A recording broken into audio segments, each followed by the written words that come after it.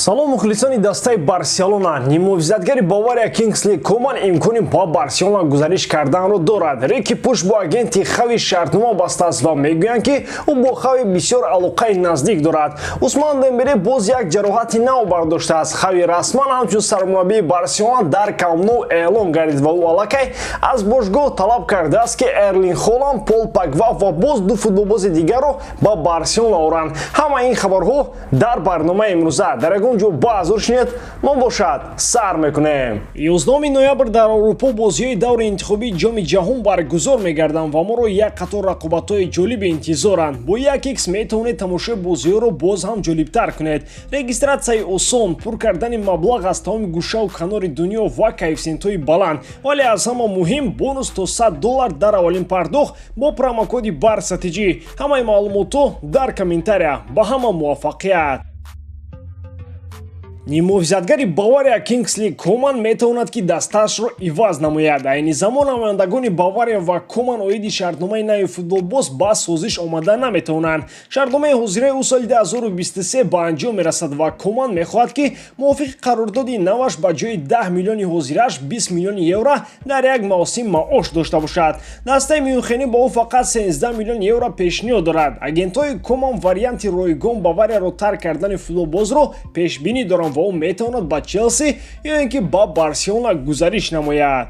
Барселона 20 миллион евро барои рафзанаи трансферҳои ёфта наметавонад ва ҳоло дар ғам задааст ки 12 миллион евро аз куҷо ёбад ки ҷубронпулии Команро пардохт намояд. Ба замми ин хоҳиши трансфери Команро дорад. Чи Коман ва чи Коман ҳарду аз як хоканд ва бенатиҷа мехоҳанд соҳиби миллионҳо шаванд. Ин шайтониҳои агентҳо фақат дар Барселона мегузаранд. Бавария Барселона нест ки бефикру андешаи оянда маоши бозингаронро кайҳонӣ кунанд ва дар қарз ғута зананд. Барселона айни замон ҳатто нисфи маош хоҳишкардаи Команро пардохт карда наметавонад ва агар тавонад ҳам ба мо бозингари шишагини навбатӣ лозим нест. Рики Пуш бо агенти Хави шартнома баст ва акнун корҳои ӯро низ Артуро Каналес пеш мебарад. Бо вуҷуди он ки Роналд Куман аз аввали мавсим ба Пуш гуфта буд ки ба ӯ эътимод надорад ва метавонад ки барои худаш дастаи нав ҷустуҷӯ кунад, ӯ Барселонаро тарк накард.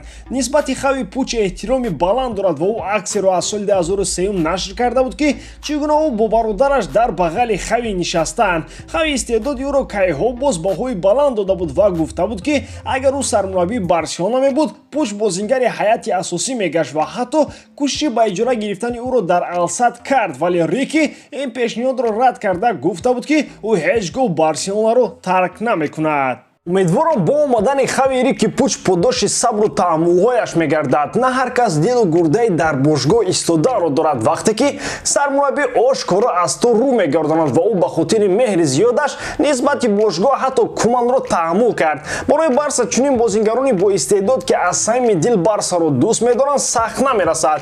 Бозиаш бисёр ба Иньеста монанд аст, вале мо аз ӯ Иньестаи дуюм шуданро талаб намекунем, зеро ӯ Рики Пучи аввал дар таърихи Барселона мегардад. Педри, Гави, Нико, Пуч ояндаи Барселона дар наздиктарин солҳо хоҳад буд. Нимовизатгари Барселона Усман Дембеле ки аз моҳи июн то ин ҷониб бо сабаби ҷароҳат доштанаш дар бозиҳо иштирок намекард, бори аввал вориди майдон шуда боз як ҷароҳати навбатӣ бардоштааст. Пушти рони пои ӯ лат хӯрдааст ва дар Барселона муҳлати муолиҷа шудани ӯро расман эълон накарданд, вале мувофиқи гуфтаҳои нашрияи АС Дембеле тақрибан 3-4 ҳафта аз иштирок дар бозиҳо маҳрум мегардад. Футболбози Барселона будан бисёр муфид будааст. Мардуме ки дар як сол 11 моҳ кор мекунанд ва баъдан ба рухсатии як моҳа мебароянд то ки истироҳат кунанд, ахмақанд. Дар Барселона як рӯз кор асту 6 моҳ истироҳат ва миллионҳо евро маош дорад.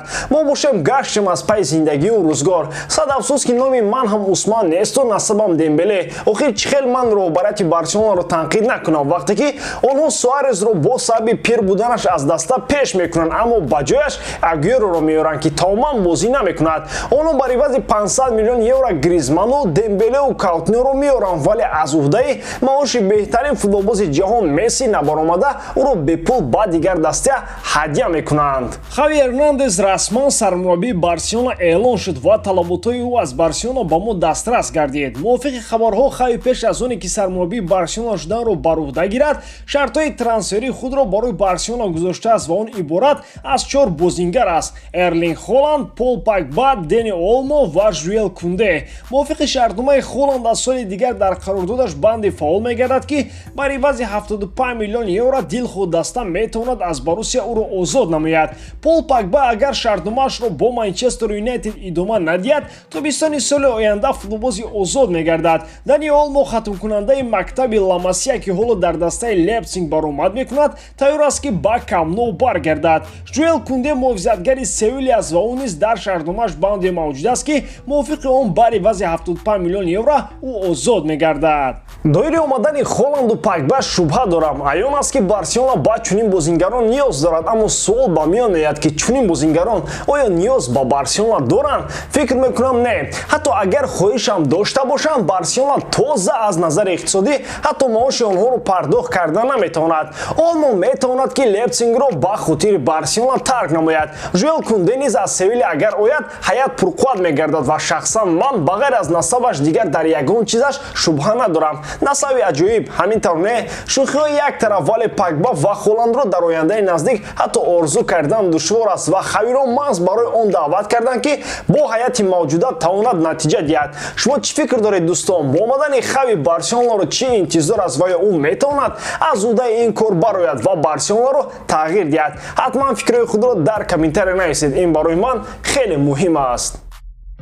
дӯстон, қариб як сол мешавад ки мо бо ширкати Азия Маркет ҳамкорӣ мекунем ва ба шумо низ тавсия медиҳем, чунки шумо аз ширкати Азия Маркет метавонед дороҳои гиёҳии оригиналро дастрас кунед. дору барои доғи рӯҳ ва пӯсти бадан, барои хароб ва фарбешавӣ, барои дарди меъдаву гурда, барои дарди мушакҳо, барои бақувват кардани мардонагӣ, барои дароз кардани муҳлати ҳамхӯбагӣ, барои риши мӯи сарбарорӣ ва дигар дороҳои даркории худро метавонед аз ширкати Азия Маркет дастрас кунед.